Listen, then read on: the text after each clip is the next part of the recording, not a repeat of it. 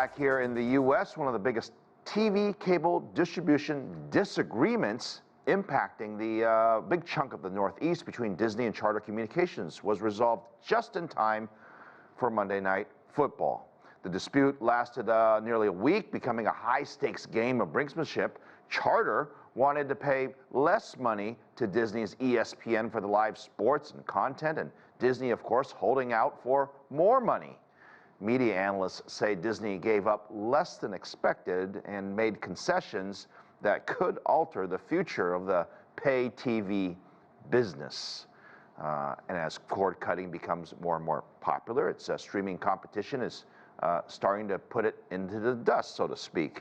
Households without a cable or satellite TV provider grew 53% in 2022. Roughly a quarter subscribe to 9 or more streaming services, while 50% of homes have at least 4. Contributing to that, streaming pricing is the same no matter where you live. Meanwhile, cable services vary depending on where you live and the type of service and equipment you might have. Yet streaming may still not be as effective as you might think. Having multiple subscription services that are rising in costs are starting to rival traditional cable TV contracts. For more about this streaming and TV war, Josh Enomoto, contributor for InvestorPlace and Fintel. Good to see you again.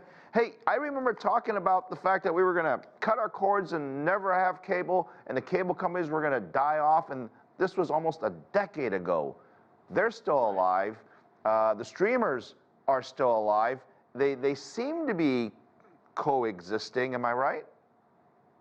Well, for now, but you have to understand that when we talk about the streaming phenomenon, the cord-cutting phenomenon, that Netflix really started, that was the impetus, Netflix, and it had first mover advantage. I would say that Netflix is more like, if you watch the film Moneyball, that film was about a struggling Oakland A's team, and they were able to use analytics in a much more deeper sense than the other teams, and so they were able to enjoy a tremendous success. Now that other teams have started to deploy a very serious, every team, MLB team now has an analytics department, and it's the same thing now with multiple networks having their own direct-to-consumer slash streaming platforms. Look at Disney, right? They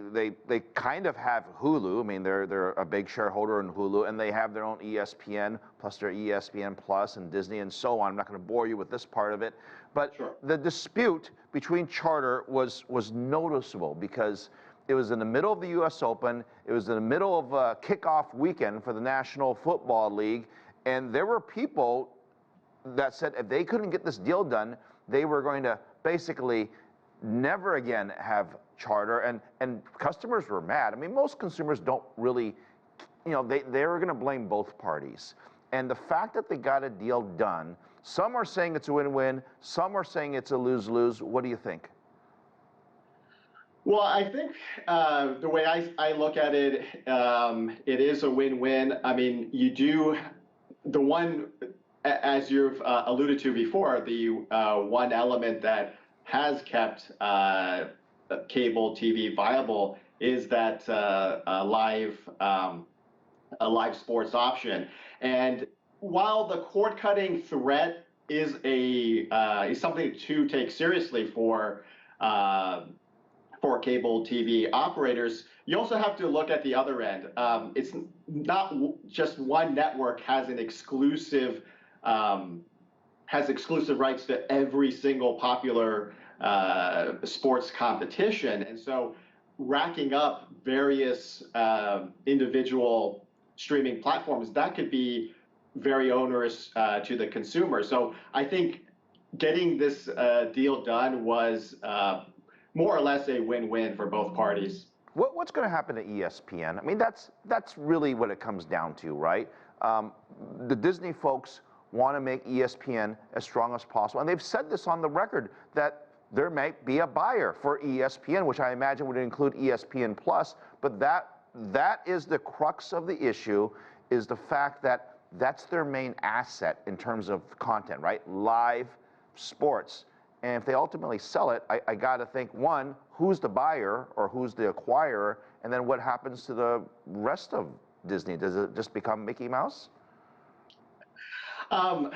Yeah, that's a that's a very difficult question. Of the latest rumblings that I've heard is that around 2025 is when Disney may split off ESPN as its own streaming unit, where the best sports content would be on this flagship program.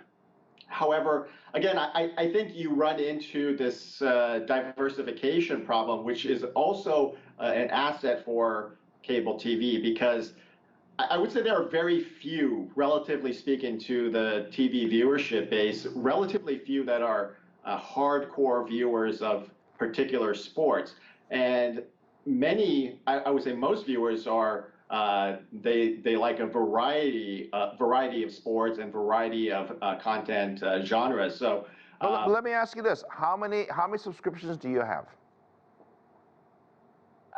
I think 3 or 4, not many. And if they kept raising their prices by $2 or $3, would it change your mind whether you would keep it? And I ask this because a lot of people are complaining that they are raising the prices for all this stuff. Look what Netflix is doing. You can't share now, and there's a reason for it, because people share because they want to save money.